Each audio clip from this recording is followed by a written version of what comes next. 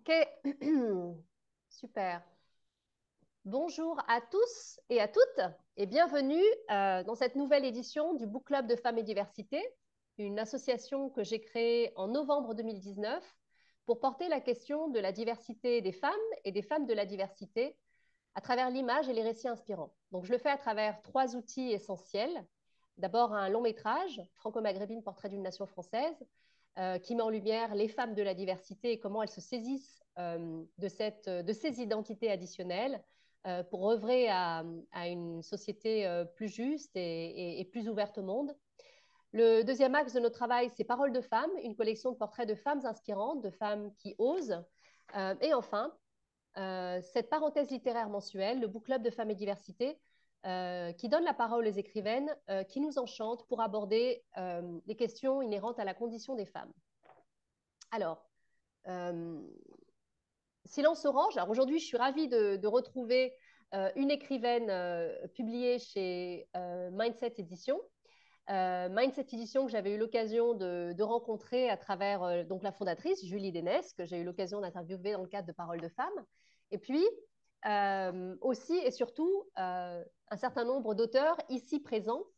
Donc, je reviendrai sur cela dans un instant. Silence Orange, donc, ma chère Arwa Bendia, c'est une ode au silence et à l'amour. À l'heure où l'on connaît une pause et un repli qui poussent à l'introspection et à la méditation. Mais c'est aussi, en filigrane, l'histoire d'amour épistolaire qui convoque la complexité de la relation amoureuse, à cause de la distance et des malentendus qui peuvent en découler. Donc, Arwa, tu es poétesse, entre autres, tu es poétesse et auteur de 3 ouvrages, dont Silence Orange, publié chez Mindset Édition. D'ailleurs, tu es la 3e auteure des éditions Mindset que nous recevons après Rachida Belkacem et Hanan Marouani, qui avait aussi écrit sur le confinement avec son recueil Tout ira bien. Et donc disponible sur notre chaîne Femmes et Diversité. Alors, ton ouvrage débute avec cette phrase magnifique de Christian Bobin: c'est même chose que d'aimer ou d'écrire. C'est toujours se soumettre à la claire nudité d'un silence. C'est toujours s'effacer. Dirais-tu que cette phrase a structuré ton inspiration pour écrire ce recueil de poésie? Dans quel état d'esprit étais-tu lorsque tu as écrit cet ouvrage? Alors, Enfin. merci Leïla. Enfin pour Nora. Oui. Merci Leïla pour cette invitation, tout d'abord. Merci, bonjour et merci à tous d'être présents. Alors, Silence Orange, c'était pas du tout quelque chose de programmé. J'écrivais les textes, les premiers textes spontanément. Au fil de mon humeur, de mon besoin d'écrire. En fait, c'était surtout, euh, euh, je vois surtout l'écriture comme une sorte de catharsis, un échappatoire, un exutoire, pardon, une échappatoire pour coucher mes réflexions sur le papier. Euh,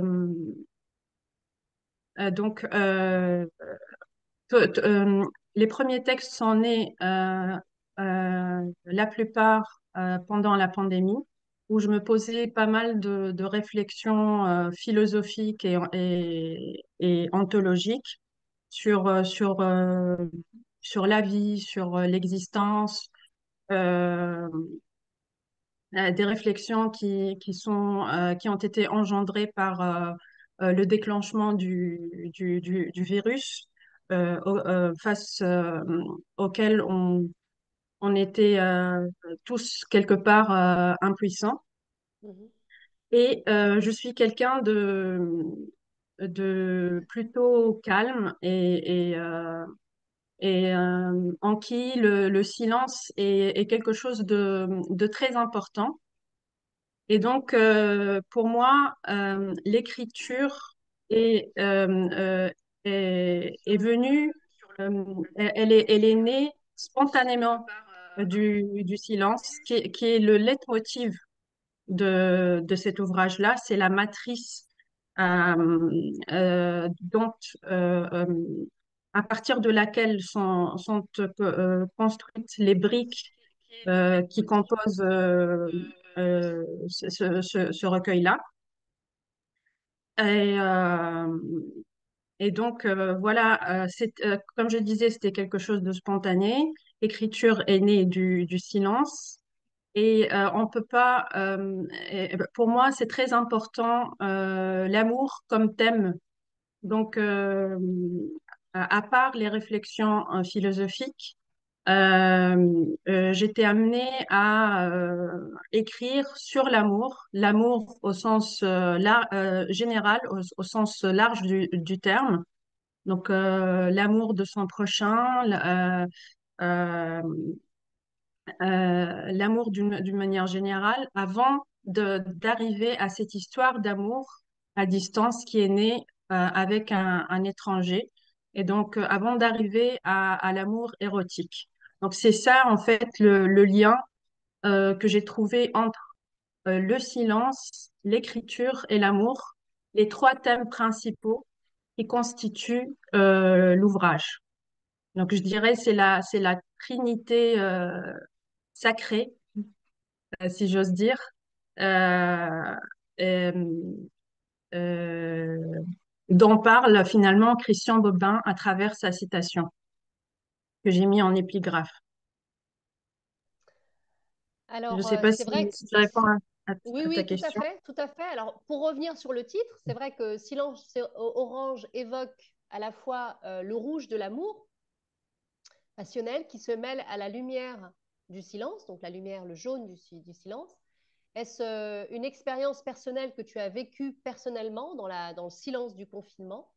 Et dirais-tu que, alors attends, ça, je t'ai déjà posé la question, mais est-ce que tu dirais que le silence est nécessaire pour créer, pour, euh, pour faire aboutir en fait tes créations littéraires, en l'occurrence tes recueils de poésie? Oui, en tout cas pour moi, qui suis, comme je disais, une personne calme et j'ai besoin de silence, j'ai besoin de, de donner audience à mes sentiments dans un milieu vraiment calme, silencieux, pour pouvoir enfanter des, des poèmes. Je ne peux pas être dans le vacarme et créer quelque chose de poétique. Donc voilà. Ok, alors on va, si tu es d'accord, n'hésitez pas à intervenir, hein, vous levez la main et je vous laisse évidemment la parole. Euh, on a identifié un certain nombre de poèmes qui étaient structurants pour cet échange. Et alors, tu m'as parlé de Nouvelle religion en page 21, où il est dit que l'amour est ma religion et ma foi, qui fait référence au maître Oui, soufi Ibn Arabi. Au tout moment où à la fait. spiritualité est nécessaire, parfois substituée par le développement personnel qui a pris des ampleurs, euh, on va dire, internationales pendant le confinement, tu dénonces aussi à travers ce poème une société malade de boulimie, ni dogme, ni rituel, dis-tu, et pourtant, le rituel permet d'ouvrir un espace de sacralité. Donc, est-ce que tu voudrais revenir sur ce poème-là et pourquoi pas en lire quelques extraits? Donc là, ma copie, moi, c'est page 21. Oui. Alors, euh, comment dire, ma vision des choses est iconoclaste, c'est-à-dire que j'essaie de rompre avec la tradition, rompre avec l'ancien paradigme que je considère archaïque, celui des religions. Euh, et j'invite à remplacer ce système de valeurs religieuses que je considère limité et limitatif par un système de valeurs plus humaine, plus universelle, plus large. C'est dans cette optique-là.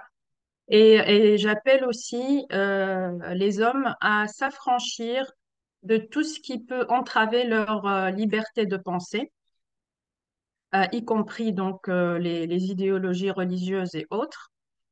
Et dans ce texte-là, en particulier, j'invite à la fin à sortir de tout carcan identitaire et à embrasser une identité plurielle, euh, universelle, humaniste. Donc, je peux lire quelques extraits de ce texte-là. Ma nouvelle religion. D'ailleurs, c'est un peu, on trouve dans ce texte-là une influence quelque part nietzschéenne, comme ainsi parlait Zarathustra, donc Nietzsche qui prétend euh, être prophète d'une nouvelle religion. Il y a d'autres clins d'œil à Nietzsche à travers le recueil, c'est parce que c'est un philosophe qui m'influence beaucoup.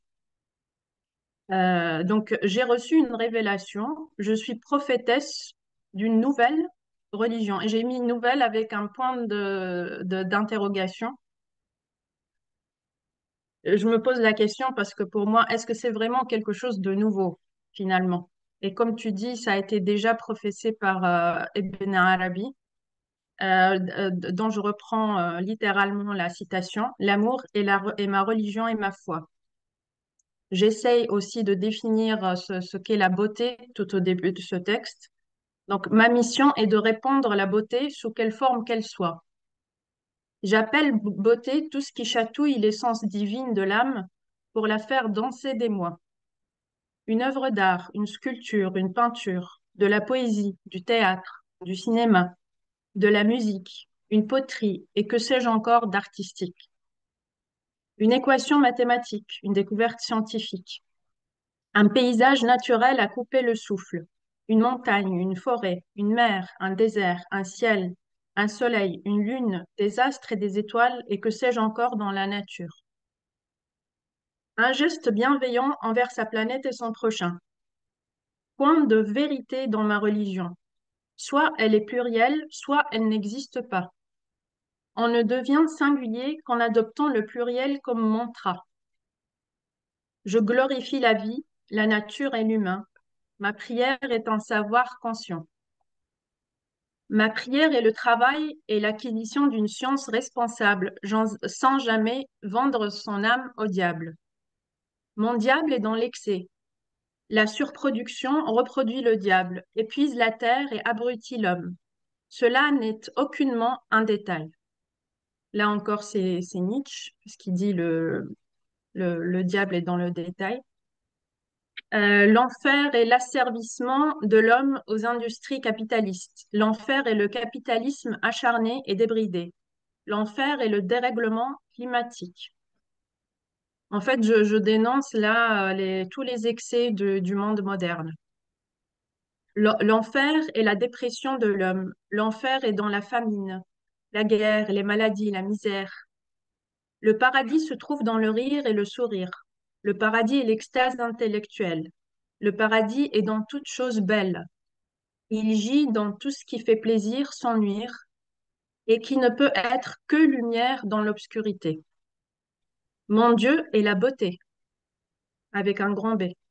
Je le vois partout où je vais. Il est amour ou n'est pas. Elle s'appelle Harold, c'est une ingénieure. Il m'aime, m'inspire et veille sur moi, sans rien attendre en retour. Mais il ne m'a jamais parlé. Il est muet. Il est trop grand pour parler. Il sait que seul le silence atteint la grandeur de la beauté. Ni dogme ni rituel dans ma religion, car tout change et évolue constamment. Je ne chercherai pas à faire connaître ma religion, car elle est naturelle et universelle. J'espère qu'elle se propagera par elle-même en silence et en paix. J'espère qu'un jour ou l'autre, mes semblables auront cette illumination. j'ose espérer en toute arrogance et en toute humilité. Mais ma foi, faut-il vraiment avoir une religion? Ma foi est tellement grande, multiforme et changeante qu'elle refuse de se cantonner dans une religion. Faut-il revendiquer une identité? Je renonce à la mienne pour embrasser toute l'humanité. Voilà, c'était le texte en prose, ma nouvelle religion. C'est presque un manifeste politique, hein, ce texte-là. Je dirais, Je parce qu'on prétends part. beaucoup de choses. Ouais, non, non, mais c'est intéressant parce que ça aborde plein de questions, mais surtout le lien entre l'individu qui va vers l'universel. Et ça, Oui. c'est purement politique. Et ça englobe D'ailleurs, la religion, notre manière de consommer. Il y a presque une touche de communisme, de socialisme. Mais c'est intéressant comme texte, c'est d'une grande profondeur. Est-ce que quelqu'un souhaite intervenir sur ma nouvelle religion? Camilla, Camilla. il faut réactiver ton micro. Ouais. Oui, oui, oui. C'est Fatima. Coucou Leïla. Hey Fatima, comment vas-tu? Ça va et toi? Super, Ah bon. super. Franchement, merci. Je connaissais pas je te connaissais pas comme autrice. Pardon, je suis toi. Je ne vous connaissais pas comme autrice, Arwa. Et j'ai trouvé ce texte. Il y a vraiment des pépites. Il y a vraiment la question du mal enfin, qui est dans l'excès. euh, et le Dieu qui parle dans le silence parce que c'est la seule chose qui soit suffisamment grande pour le contenir. Ça, je trouve Oui, que c'est transcendant, quoi. Vraiment, dans le sens premier du terme, je vais les noter, ça va vraiment être de la méditation pour pour la promenade du dimanche après-midi. Euh, Dans le même temps, j'avais une interrogation. oui. Euh, et plutôt, moi, mon positionnement, parce que, alors peut-être que tu connais un peu tout ce qui est tradition primordiale de René Guénon. Je sais pas si ça te parle, Arwa. Non, non. Parce que ça résonne pas mal avec ton texte. René Guénon, il disait qu'en fait, il y a euh, une même source et juste différents courants ou différentes rivières, mais elles s'abreuvent toutes à la même source. Et donc, du coup, en gros, même, enfin, peu importe la religion qu'on choisissait, finalement, l'eau, c'est la même. Par contre, effectivement, le cours d'eau n'est pas le même. Et du coup, moi, ce qui m'interroge en tant que, bah, déjà parce que je suis chercheuse sur les questions liées à l'islam, parce que je suis thérapeute, parce que voilà, je suis musulmane, etc. C'est plutôt comment on a opposé le particulier à l'universel et donné l'impression que si on avait une religion particulière, c'est qu'on renonçait à toutes les autres, ou renonçait à les Oui, comprendre, ou renonçait à les aimer, ou renonçait à les, voilà, à bâtir des ponts avec elles.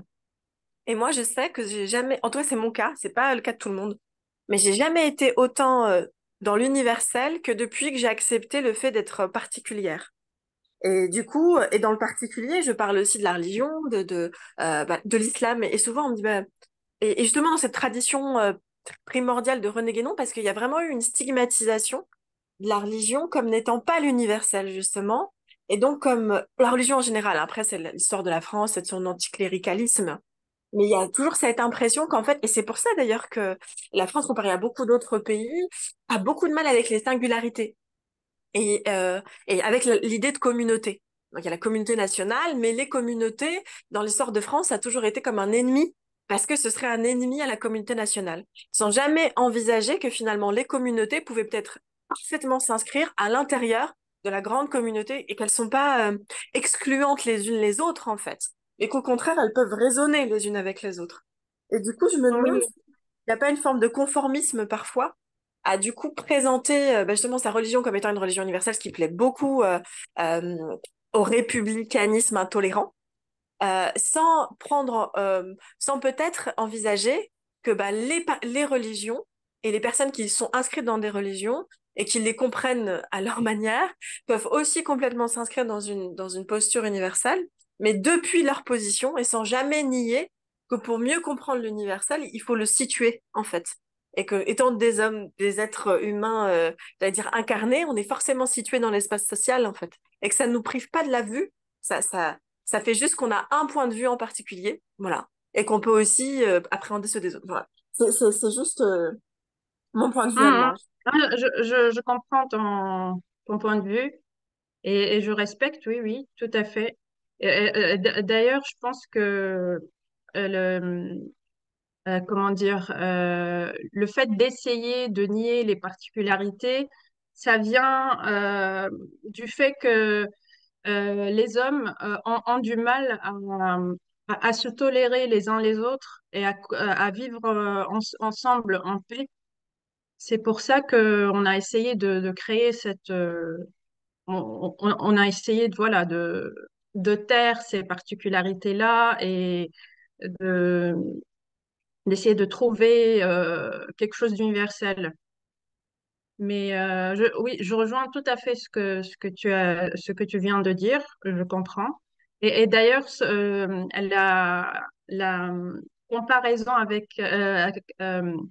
l'analogie que fait René Guénon, que je connaissais pas, avec les cours d'eau, les rivières qui ont une même source, ça me rappelle une réflexion de Rumi, de Maître Sophie, là, qui dit la vérité, c'est un miroir euh, euh, tombé du ciel qui s'est brisé en différents fragments et chacun d'entre nous détient un de ces fragments-là.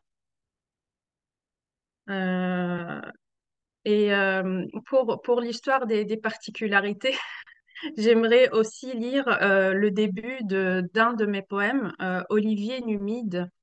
C'est le dernier poème du recueil. Alors pourquoi j'ai choisi le titre Olivier Numide? C'est parce que je suis d'origine tunisienne. L'olivier, c'est l'arbre emblématique de la Tunisie. Et Numide, c'est une dynastie qui a vécu dans l'Antiquité en Afrique du Nord. Alors, l'extrait que j'aimerais lire, c'est J'étale et étends mes racines dans l'humus humide de la terre de mes ancêtres. Je suis un olivier numide, fier de mes diverses origines. Pourquoi voulez-vous que je sois arabe plutôt qu'africain ou berbère, musulman plutôt que juif ou chrétien? Je suis tout cela à la fois. Je suis humain. Je tends mes mains vers la canopée pour traverser la Méditerranée, enrichir mon identité, affirmer ma liberté et sentir un air d'automne charriant des filandres nés d'une farandole de culture et de couleurs venus d'ici et d'ailleurs. C'est aussi pour illustrer la richesse dans notre diversité humaine. Oui, et d'une diversité, enfin, d'une identité qui ne doit pas être confinée, pour reprendre Oui, la thématique du livre, pas cloisonnée, mais au contraire décloisonnée, parce que c'est à travers ce décloisonnement qu'on s'aperçoit que finalement, on a beaucoup plus en commun avec l'autre, avec un grand A, qu'on ne le pense. Et justement, dans ces sociétés qui divisent, qui nous opposent, parce que derrière, il y a un agenda politique, diviser pour mieux régner, eh bien, on se doit, en tant qu'être humain, de voir en l'autre ce qui nous ressemble, mais aussi de chérir ce qui est différent. Parce que c'est précisément à travers cette différence qu'on nourrit notre richesse humaine, notre fraternité. tout à fait. Très bien. Est-ce que quelqu'un souhaite intervenir? Francesco, je t'en prie. Oui, j'avais déjà lu les poèmes d'Arwa et je pense qu'il y a un livre que tout le monde doit avoir dans sa bibliothèque parce que vraiment, il y a toute la sensibilité d'Arwa et toutes les questions, par exemple, comme le dernier poème qui permettent de réfléchir aussi. Et moi, je me suis reconnu beaucoup sur cette envie de silence. Moi, j'aime le silence dans le travail. Je fais un travail où j'ai beaucoup de gens autour de moi, mais je demande toujours le silence parce que le silence, c'est la chose plus importante aussi pour pour être nous-mêmes aussi. Et je pense aussi comme le livre de Arwa est arrivé dans le juste moment que tout le monde a besoin de silence. Parce que tout le monde parle trop Oui. pour moi. et, et un peu plus de silence. Et je vais dire une phrase d'un grand maestro réalisateur, Federico Fellini, dans son dernier film qui s'appelle La Voix de la Lune. Il dit que si nous faisons un peu plus de silence, si tout le monde fait un peu plus de silence, je pense que nous pouvons comprendre bien.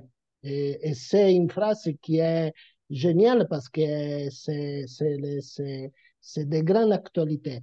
La question que je pose à Roi, c'est quel est le moment dans son silence où elle a écrit beaucoup de ses poèmes? Alors, le moment, bah, c'était justement le confinement en pleine pandémie. Comme j'avais beaucoup de temps libre, euh, ben, et moi, j'aime bien le silence comme toi, hein. Euh, je prendrais volontiers un bain de silence tous les jours. Et d'ailleurs, dans un de mes textes, je dis que s'il m'était donné de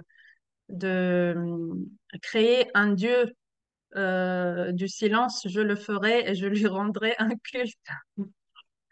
Pardon. Oui, non, le silence, c'est pour ça que j'ai tenu à ce que le terme silence figure dans le titre de l'ouvrage. Parce que il n'y a pas un seul texte, je pense, dans le livre qui ne traite pas de silence. Mm. Et c'était naturel pour moi euh, de rendre hommage au silence parce que c'est de ce silence-là qu'est né, je puise mon inspiration poétique dans ce silence et c'est de ce silence-là que naissent mes poèmes. Justement, le silence est très bien évoqué dans la relation amoureuse qu'on devine, hein, dans le poème Pour une déception. Euh, c'est une relation compliquée en raison de la distance et aussi des silences qui souvent portent des mots, parce qu'à travers un silence, on dit quelque chose. Est-ce que tu pourrais lire cet extrait et revenir sur ce qui a nourri l'écriture de ce poème? Pour une Oui, déception, en page 26, pour ceux qui l'ont. oui. Alors, pour une déception, il lui dit, oui, alors juste une remarque liminaire pour dire que il y a pas mal de textes dans le recueil sous forme de dialogue entre lui et elle. Mm. Ce style d'écriture, je pense que ça m'a été inspiré par Mahmoud Darwish, donc le poète palestinien qui raffole beaucoup des dialogues entre deux étrangers de sexes différents, lui et elle. Donc, il lui dit, on écrit pour une réception. Surprise, croyant entendre déception, elle l'interrompit et lui fit répéter sa phrase. Il la répéta en riant.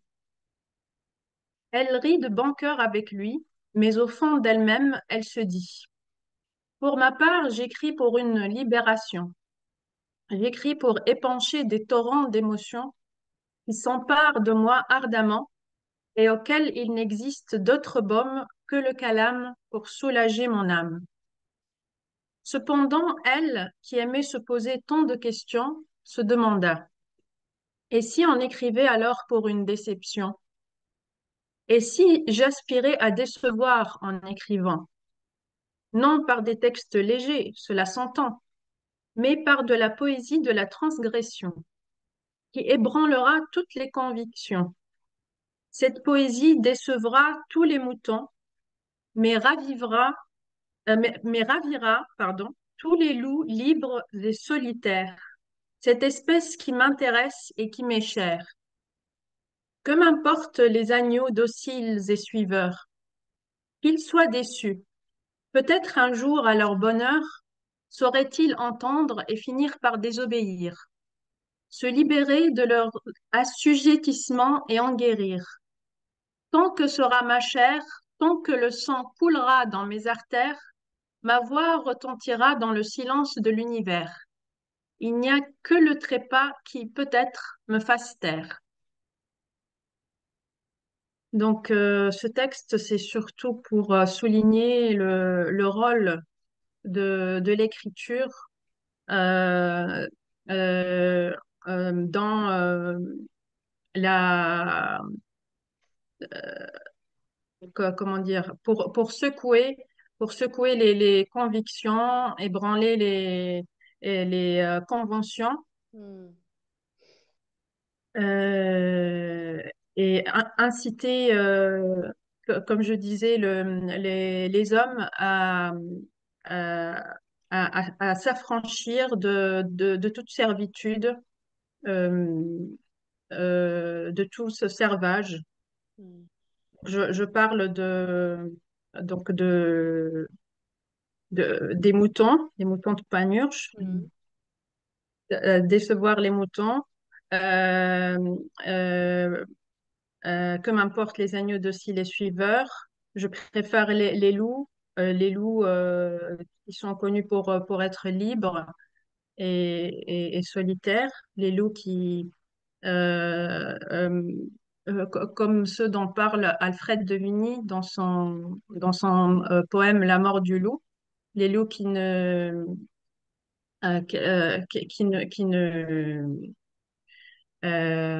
comment dire, ne vont jamais s'incliner devant les hommes, contrairement aux chiens dociles. Alors, il y a une question de Sundes qui dit, je ne sais pas si tu veux prendre la parole, Sundes, ou si c'est bruyant là où tu es, mais et quand Le elle nom de n'écrit pas, l'auteur, à quoi utilise-t-elle ces moments de silence? quand je n'écris pas, j'utilise quoi Comment tu utilises le comment, silence? ah ben pour méditer, pour me ressourcer, chercher des idées. Mhm. Très bien. Donc l'auteur du texte pour La mort des loups, c'est comment Ah, s'appelle l'auteur? Alfred de Vigny. D'ailleurs, il y a un vers très célèbre de ce poème-là. Seul le silence est grand, tout le reste est faiblesse. D'accord. Ok. Alors, j'enverrai le nom dans le groupe. Alors, je laisse la main à Hanan et ensuite à Rachida. Merci Leïla une autre fois. Donc, Là, le c'est son est dire mauvais, hein. Oui, je suis dehors. Est-ce que vous m'entendez là? Oui, oui. D'accord. Donc, j'aimerais bien vraiment attirer l'attention sur le parcours d'Arwa Ben Nadia parce qu'elle est normalement ingénieure à la base. Et j'aimerais en même temps poser la question, quand est-ce que tu as pensé à écrire carrément? Et pourquoi tu as choisi la poésie? Et pourquoi tu as choisi d'associer le silence à une couleur orange? Il y a toujours cette voilà, zone médiane. Et en plus de tout cela, j'aimerais bien te poser la question sur le style. Vous avez un style un peu recherché parce qu'on détecte, on relève beaucoup de lectures, beaucoup de recherches avant de se lancer dans cette aventure d'écriture. Donc, vous avez cité pas mal de poètes, pas mal d'auteurs, vous avez aussi des références philosophiques, plus politiques. Donc, comment tu as su voilà, collaborer ou faire réunir tous ces frères, on va dire, toutes ces traductions qui se reflètent non seulement à travers et par plusieurs procédés de style comme l'oxymore, comme l'opposition, mais aussi ça se révèle à travers ton profil en tant qu'ingénieur. Et c'est rare de trouver ces jours-ci, de nos jours, plusieurs profils scientifiques qui font voilà, de la médecine, qui s'intéressent à la culture. Donc ça c'est très intéressant. Et comment cela se reflète dans ton expérience voilà, politique. Et voilà. Merci beaucoup. Le son est vraiment mauvais, donc on va désactiver. Merci. Alors, il y a pas mal de questions. Je vais essayer d'y répondre. D'abord, merci Hanan. Je dirais pas que j'ai choisi la poésie, je dirais qu'elle m'a choisi parce que je n'ai pas été, euh, j'ai pas fait exprès d'écrire en poème, en poésie. C'est venu spontanément. Et d'ailleurs, quand j'avais 10 ans, j'ai commencé à écrire de petits poèmes d'enfants sur les saisons, sur mes parents, etc. Et après, pendant plusieurs années, j'ai arrêté d'écrire. Et à l'âge adulte, vers 27 ans, j'ai repris, enfin, j'ai eu ma première inspiration poétique suite au deuxième, à l'assassinat du deuxième militant de gauche en Tunisie. Donc, ça m'a, cet événement-là tragique m'a tellement secouée que j'ai eu envie d'écrire sur la patrie. Donc, mon premier poème, d'ailleurs, les premiers vers étaient inspirés de ceux de Paul Verlaine. Il pleure dans mon cœur comme il pleut sur la ville. Quel est ce malheur qui pénètre mon cœur? J'ai un peu repris cette strophe-là et je l'ai euh, adaptée à ma sauce pour mon poème patriotique qui s'appelle Tunisie en pleurs. Il est disponible en ligne. Euh, Sinon, bah, mes différentes alors, il y avait une question sur, oui, sur la couleur orange, mais je finis sur mes différentes sources de. Tu disais, on sent que je suis influencée par euh, différents écrivains, différents euh, euh, courants philosophiques où j'emploie des références mythologiques, etc. Et ben tout ça, bah, c'est grâce aux lectures, hein. Euh, euh, on peut pas produire de la beauté sans au préalable en avoir consommé. Donc, c'est-à-dire qu'il faut lire de la poésie, lire différentes choses euh, pour pouvoir créer quelque chose d'artistique et qui soit voilà divers à l'image finalement de ma diversité à moi parce que moi j'aime beaucoup en tant que personne j'aime beaucoup l'originalité j'aime et dans mes goûts je suis très éclectique même j'ai des goûts variés donc et ça se reflète à travers ma poésie. Mm. Donc ça, comme pour répondre à cette question-là. Et pour la couleur orange, c'est aussi, franchement, c'était aussi quelque chose de spontané. Parce que euh, d'abord, l'histoire d'amour à distance dont je parle dans Silence Orange, euh, euh, je la qualifie de songe de couleur orange. Donc, bien avant de choisir le titre, il y avait déjà mon inconscient, je dirais, m'a insufflé cette idée de songe de couleur orange. Le personnage principal qui s'appelle Ariane, qui est représentée sur la couverture du livre, elle, elle, euh, elle dit, je ne veux pas me réveiller de ce songe de couleur orange. Et après, donc, quand j'ai eu à choisir le titre de l'ouvrage, je me suis dit, il faut absolument que le mot orange, silence figure. Après, je me suis dit, eh bien, je vais qualifier mon silence d'orange. Et, euh, et en cherchant dans la théorie des couleurs, je me suis aperçue que cette couleur-là, elle symbolisait le dynamisme, mais aussi l'optimisme. Euh, donc, mon silence à moi, il n'est pas, c'est pas un silence passif, c'est pas un silence euh, complice d'injustice ou autre abus. Au contraire, c'est un silence actif, donc qu'on voit donc à travers la couleur orange. Donc il est actif, il est dynamique, il se laisse pas faire, il s'exprime à travers euh, l'écriture, à travers l'amour.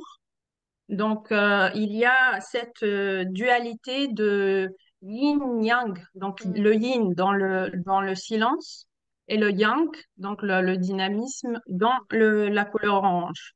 Et pour le truc d'optimisme, euh, aussi triste et tragique que soit un texte dans Silence orange, il va toujours finir sur une note positive, une note optimiste. C'est intéressant ce que tu dis, le fait d'avoir convoqué en fait ton inconscient pour savoir que tu voulais que ce soit que le silence soit présent et que l'orange, parce que c'est vrai que dans les cultures hindoues, la couleur orange, c'est la structure matricielle. C'est aussi le siège de nos mémoires. C'est la terre sacrée. C'est là qu'on rentre en contact en fait avec notre inconscient. Donc c'est intéressant qu'à travers le silence, on arrive à aller chercher, à aller puiser dans ce puits, dans cette source matricielle, euh, les, les, les touches de notre inconscient, qu'on va aller convoquer en fait notre inconscient. C'est vraiment très intéressant cette combinaison. Alors, je donne la parole à Rachida. Bonjour, bonjour Leïla, bonjour Arwa, bonjour à toutes les participantes. Vous m'entendez? Oui, oui, Bonjour, c'est bonjour bon, Rachida. on t'entend. Est-ce C'est que vous bon? m'entendez? Oui, oui, on t'entend, Rachida. Tu peux y aller. Ah, parfait. Alors, tout d'abord, je voulais dire que le recueil de d'Arwa, comme on a essayé un peu d'échanger depuis le début, a des connotations philosophiques, de méditation et aussi une réflexion politique qui peut aussi naître de ces lectures. Outre le fait que je trouve ces recueils riches en réflexion, riches en émotions, j'avais une question à poser à Roi, que je remercie d'avoir fait ce recueil et de l'avoir mis entre les mains des lecteurs. En quoi peut-on utiliser la poésie comme un rempart, comme un levier pédagogique auprès de la jeunesse? Ça, c'est une question à Roi auquel je réfléchis et on pourra aussi réfléchir collectivement. En quoi on peut vulgariser la poésie et permettre une amorce de réflexion, pardon, chez la jeunesse? Alors, chez la jeunesse, oui, c'est une très bonne idée. De toute façon, d'une manière générale, moi, je trouve que la poésie, c'est un vecteur de beauté par excellence. Ça s'applique à tout le monde parce qu'elle a cette particularité de pouvoir exhumer la beauté qui est en nous, une beauté souvent enterrée par notre train-train quotidien, une course effrénée contre le temps à courir derrière l'argent, etc. Euh, et ce serait magnifique d'éveiller la jeunesse à la poésie et pour les sensibiliser sur différents thèmes. Merci Arwa, merci pour la réponse. C'est vrai que c'est une réflexion qui me tient à cœur, puisque autant de beauté dans tes mots, autant de beauté dans ce que tu partages, mériterait d'être transmis, d'être partagé, et mériterait aussi d'être étudié pour que justement on ait une autre axe de pensée. On parlait d'universalité tout à l'heure. On parlait aussi de clivage. On est de plus en plus opposés et d'une certaine manière, l'art a toujours eu en tout cas cette fonction de réunir les gens. Je te remercie pour ce recueil et je remercie Leïla et toutes les participantes. Merci, Rachida. Merci. Alors, il y a une remarque sur Facebook que dont je me fais l'écho. Alors, de Galex, qui dit juste une remarque sans question. Bizarrement, c'est lorsqu'il n'y a plus de bruit qu'on entend le silence, ou plutôt qu'on prend conscience de son existence. Est-ce que ça évoque quelque chose chez toi? Oui, bah, ça me rappelle, j'ai pas la citation exacte, mais Paul Valéry disait, c'est ce rien qui se fait entendre, le silence, c'est ce rien qui se fait entendre lorsque il, lorsque il n'y a plus rien ou quelque chose comme ça. Enfin, je ne veux pas dire des bêtises, mais en tout cas, oui, c'est c'est quand il n'y a pas de bruit, effectivement. Je vais rapidement chercher la citation. Hmm. On pourra revenir là-dessus si tu veux. Il y a Maïdna qui lève la main. Alors, je te laisse la main et réactive son micro. Bonjour tout le monde, bonjour Arwa. Salut Maïna. C'était juste une petite remarque, hein. Je t'avais jamais entendu parler de ta poésie et je trouve que tu es très inspirante, que tu es très Ah, inspirée. merci. Et voilà, ça me donne envie justement de lire ton recueil. Ah bah, c'est Voilà, gentil, merci. Ça me je fait je plaisir voulais juste que tu sois t'encourager. là. C'est gentil. Maïna est ma collègue au cabinet. D'accord. Voilà. J'avais deviné. Est-ce que tu as trouvé le Alors texte de voilà, Paul Valéry? j'ai retrouvé, Ok, très bien. pardon? Oui, vas-y. Non, j'ai retrouvé la citation de Paul Valéry. Oui, Il dit, écoute, écoute ce bruit que l'on entend lorsque rien ne se fait entendre. Plus rien. Ce rien est immense aux oreilles. oui, Voilà. oui, Je vais la mettre dans le groupe. oui. Alors, à côté du temps, à côté du silence, il y a aussi le temps qui passe dans ton texte, dans ton recueil de poésie. Dans Mon nouveau cogito, en page 31, tu écris c'est tordre la flèche au temps. C'est vraiment beau de se dire qu'on peut faire un pied de nez à l'irrémédiabilité du temps qui passe. C'était une thématique centrale dans ce que le monde a connu à travers le confinement.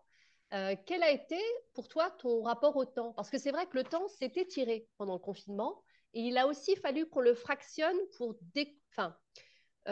passer du temps avec ses enfants, pour faire les devoirs, pour avoir du temps pour soi, etc. Et à vrai dire, le book club de femmes et diversité est né pendant le confinement parce que je voulais créer des espaces de réunion pour aborder justement les questions en lien avec la condition des femmes. Donc, quel a été ton rapport au temps pendant le confinement? Comment est-ce que tu l'as vécu? Est-ce que tu t'es laissé embarquer ou est-ce qu'au contraire, tu as essayé de le contrôler, de le maîtriser pour produire, entre autres, ce recueil de poésie? Oui, voilà, tu as bien la réponse. Je m'en suis servie pour...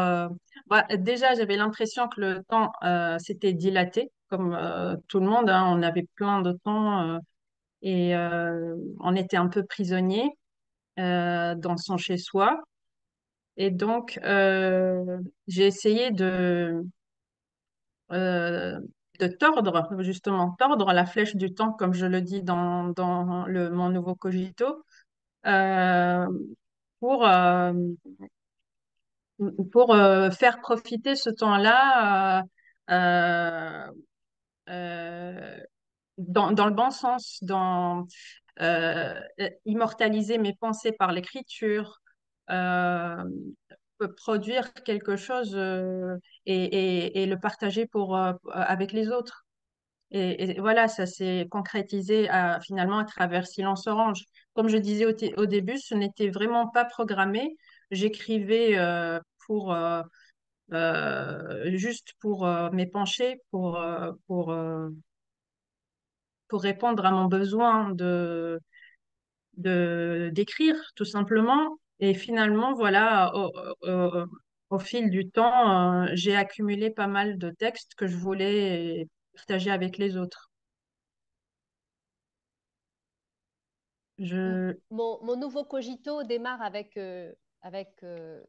écrire, c'est choisir de vivre dans un monde où il n'est donné que de survivre. oui, C'est c'est un texte tordre. que c'est tordre la flèche du temps pour jouir pleinement de l'instant présent. C'est un texte que j'ai trouvé vraiment très fort. Alors, je ne sais pas si tu veux nous le Oui, lire. oui.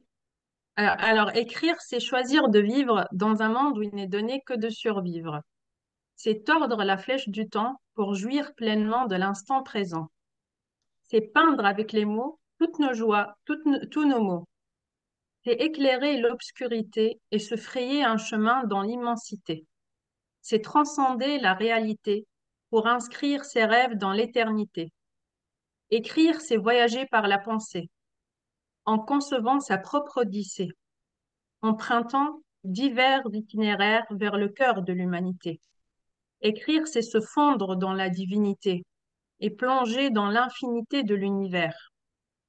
C'est un acte de création, une méditation, une prière. C'est l'être qui méprise l'avoir. C'est aimer, parfois sans le savoir. Oui, écrire est un acte d'amour en soi, bravant frontières, écueils et lois. Écrire, c'est traduire la langue du silence. Mon silence me susure l'évidence. Je t'aime, donc je t'écris. Et je t'écris, donc je t'aime. Et en disant cela, je ne m'adresse pas forcément à l'être aimé, je m'adresse à toute l'humanité. Mhm, bien sûr. Et à son être suprême aussi, puisque on s'adresse Oui, d'abord à soi. Très bien. merci. Alors, Soundes dit encore une fois, c'est un choix de qualité, c'est toujours un moment enrichissant ce book club et celui d'aujourd'hui me fait particulièrement écho. Voilà. Donc, c'est vrai que la poésie a cette capacité d'aller chercher en nous notre intelligence subtile. Et c'est vrai que tu le fais très brillamment à travers cet ouvrage, ma chère Arwa. Alors, est-ce qu'il y a une question? Sinon, je poursuis avec... Alors, Francesco, je te laisse la main. Oui, seulement pour dire qu'Arwa a parlé un instant de Mahmoud Darwish, le grand poète de la Palestine. Et je pense que dans ces moments très difficiles pour la Palestine, c'est une voix qui manque beaucoup à la Palestine, mais au monde entier. J'ai eu le privilège de travailler avec lui et est venu 3 jours en Italie et a accepté mon projet de faire une petite mise en scène où Mahmoud Darwish a lu ses poèmes les plus belles, les plus importants, mais sont plus belles, les plus importants. Et à côté de lui, un acteur italien qui a lu en italien ces poèmes. Je dois dire qu'il il a pris plus applaudissements qu'en lisait en arabe ces, ces poèmes que quand l'a lu l'acteur italien. Mais pour moi, était vraiment 3 jours de grand privilège pour l'écouter, il m'a parlé toujours pendant les déjeuners, les dîners, les moments de pause dans le théâtre. Et vraiment, merci à moi pour avoir nommé Mahmoud Darwish, où je répète, c'est une voix qui Avec manque plaisir. maintenant. Mm, Pour moi, c'est le meilleur poète de tous les temps. mm. Ben, moi, j'adore, c'est quelqu'un d'extraordinaire. Et d'ailleurs, il a une manière formidable de déclamer sa poésie. C'est pour ça que même en arabe, ça a eu beaucoup d'écho auprès des auditeurs italiens. Alors, Ryan dit, c'est pas la voix palestinienne qui manque, c'est que pas suffisamment de gens ne l'écoutent. C'est pas faux. D'ailleurs, dans ton ouvrage, tu as, Arwa, tu as aussi des textes en arabe, un texte en arabe et non, deux textes en arabe et quelques textes en anglais, 3 ou 4, je crois. Oui. Pourquoi cette variété de langues? Eh bien, parce que voilà, l'inspiration à ce moment-là s'est invitée en arabe et en anglais. Mhm, Euh, et donc, je voulais laisser les textes originaux en annexe pour que les gens, pour les arabophones et anglophones, pour qu'ils puissent les lire et les comparer avec leur traduction en français dans le recueil. Parce que je reste convaincue que le texte original a une beauté unique et inégalable et presque intraduisible en fait, parce qu'il y a des subtilités dans la langue originale, donc que ce soit l'anglais ou l'arabe, euh, qu'on a du mal, enfin pas du, oui, qu'on traduit pas forcément bien comme il faut. Mm. Oui, puis il y a une musicalité aussi dans ces langues, dans chaque langue Oui, finalement, qui est finalement assez intraduisible, quoi.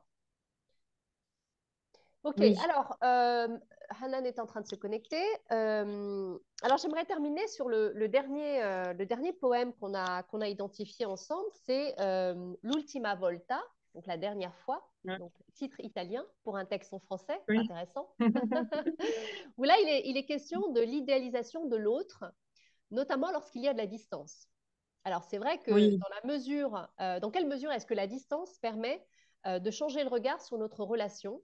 C'est vrai qu'il y a une idéalisation de l'autre, une sorte de cristallisation de l'autre lorsque on ne vit pas la relation au quotidien avec la personne.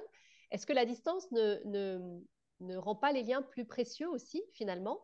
Euh, et il me semble que ce poème-là euh, n'est pas vraiment un poème.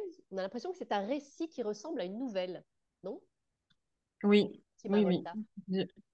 Oui, j'aime. Bon, d'ailleurs, j'ai choisi Hanan, d'ailleurs, m'a aidé à choisir le texte. Elle m'a dit, mais pourquoi tu mets pas un peu d'italien, toi qui parles l'italien? Ça, ça va refléter voilà, la diversité dont tu te revendiques. Euh, donc, en fait, euh, la cristallisation, justement, dont parle Stendhal, euh, dans son essai de l'amour, ça peut se résumer dans le fait qu'il suffit de penser à une perfection pour la voir dans l'être aimé.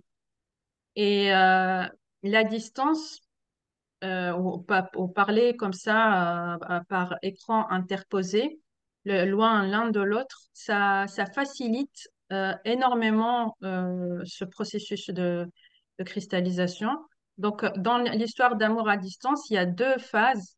Il y a une première phase stable où Ariane, donc c'est le personnage principal, s'éprend de son étranger malgré la distance.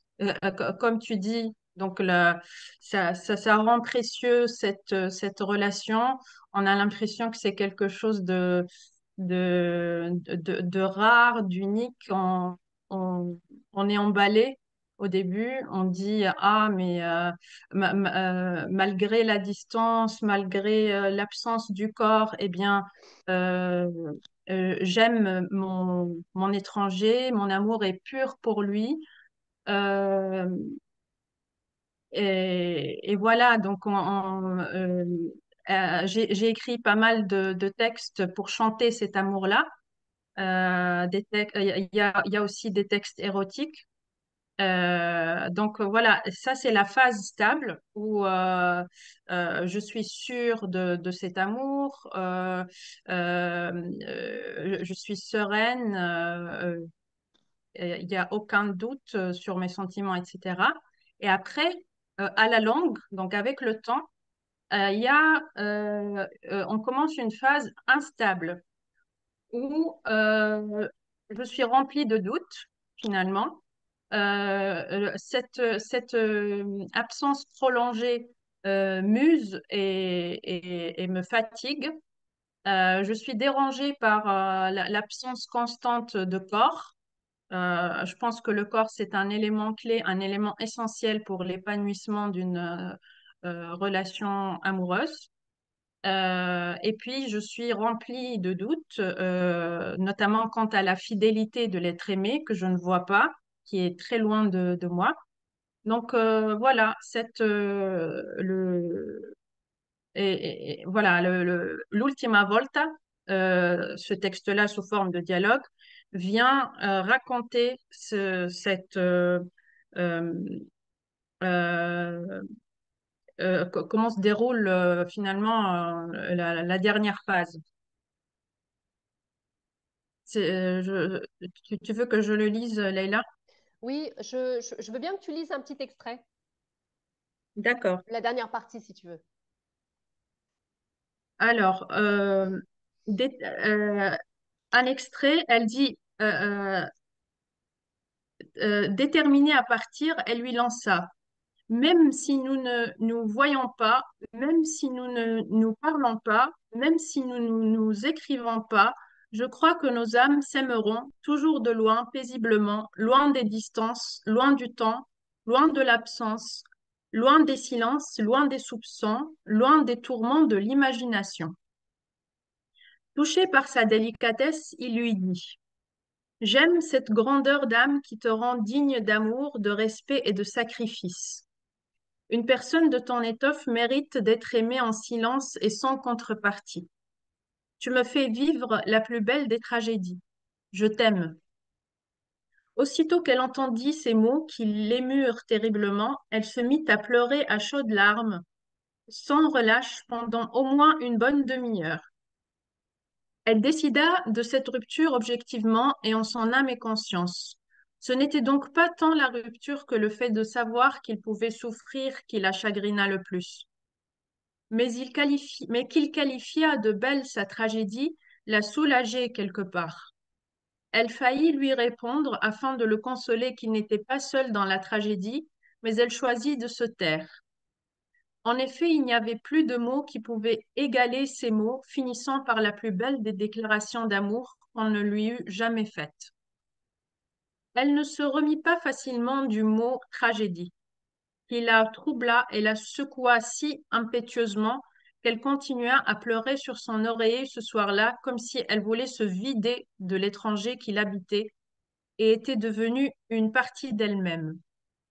Toutefois, elle gardera au tréfonds de son être une larme secrète qu'elle refusera de verser, lui rappelant l'amour qu'elle éprouva pour lui.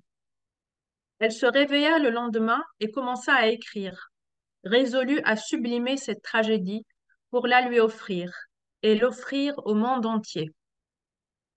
Peu importe la tragédie de la fin, ce qui compte le plus est le chemin.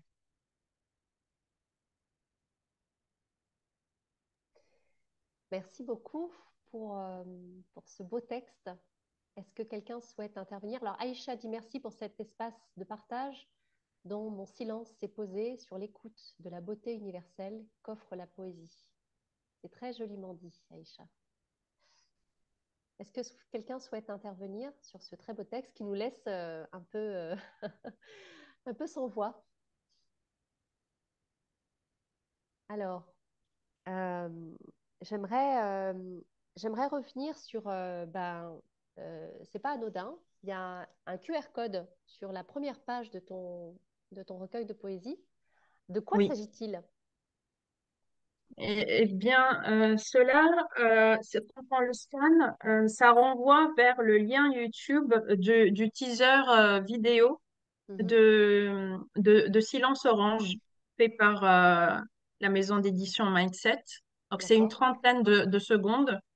d'accord, C'est voilà, quelques extraits, quelques vers du recueil avec de belles illustrations. d'accord. Est-ce que tu pourrais nous parler de tes projets futurs euh, en tant qu'écrivaine? Est-ce qu'il y a des projets sur lesquels tu travailles? Oui, alors j'aimerais bien, je continue à écrire spontanément et j'aimerais bien dans l'avenir avoir un, un livre coécrit. C'est quelque chose que je souhaite expérimenter. Donc j'ai déjà publié à mon nom toute seule. Dans l'avenir, j'aimerais m'associer avec un autre poète ou un autre écrivain et sortir un recueil ensemble. D'accord, ok. Donc appel à tous, à tous ceux qu'on connaît, tous ceux qui sont là, on fera passer le mot. Alors, on arrive au terme de notre échange, ma chère Arwa. Je te laisse le mot de la fin. Eh bien, merci. Moi, j'aime à croire que Silence Orange, c'est une lettre d'amour à l'humanité et un silence prométhéen. Et j'espère de tout cœur avoir réussi, au moins en partie, cette allégation. Mm. En tout cas, c'est sûr que la poésie, et particulièrement cet ouvrage que tu nous as présenté, ma chère Arwa, a ce pouvoir et ce don de nous transporter dans un voyage euh, vers des espaces subtils où finalement les mots nous révèlent en fait ce qu'on doit comprendre. Et donc notre manière de comprendre cette littérature est toujours très, très propre et très, très intime finalement. Donc on ne va pas avoir la même sensibilité sur certains textes, ou en tout cas certains textes vont convoquer certaines parties en nous. Donc c'est ce que j'aime beaucoup dans la poésie, c'est elle a le pouvoir d'aller révéler des choses qu'on doit comprendre à ce moment-là, et ça, tu l'abordes très bien dans ton ouvrage. Alors maintenant, on va procéder au tirage au sort pour offrir cet ouvrage à un de nos adhérents ou une de nos adhérentes. Et je tire, eh bien, Malika Hazmani, qui m'a prévenu qu'elle ne pouvait pas venir aujourd'hui. Cet ouvrage est pour toi. Et oui, parce qu'on a une deuxième copie. Alors, il faut que j'en envoie quelques-uns, dont celui de Louisa. Je crois que Louisa, on a gagné 2, il va falloir que je les lui envoie.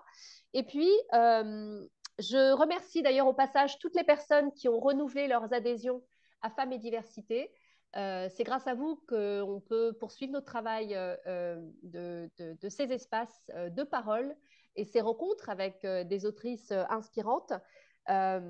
Donc, n'hésitez pas à aller sur notre page Helloasso pour, si vous aimez ce qu'on fait, à nous soutenir. Et puis, pour ma part, je vous donne rendez-vous l'année prochaine avec Dali Farah, qui nous fera l'honneur de présenter son premier livre autobiographique, Impasse Verlaine, qui est un livre que j'ai lu d'une traite, une soirée, que je vous recommande vivement d'acheter. Donc, on aura rendez-vous le 28 janvier à 14h sur Zoom et Facebook Live. Alors, n'hésitez pas en cette période de fin d'année à offrir des livres, à soutenir les auteurs des éditions Mindset et d'autres, parce que lorsqu'on offre un livre, on offre aussi du temps. Voilà, bonne année à tous et à toutes, et je vous dis au 28 janvier à 14h. Merci, Merci Laila. à bientôt. Merci tout le monde.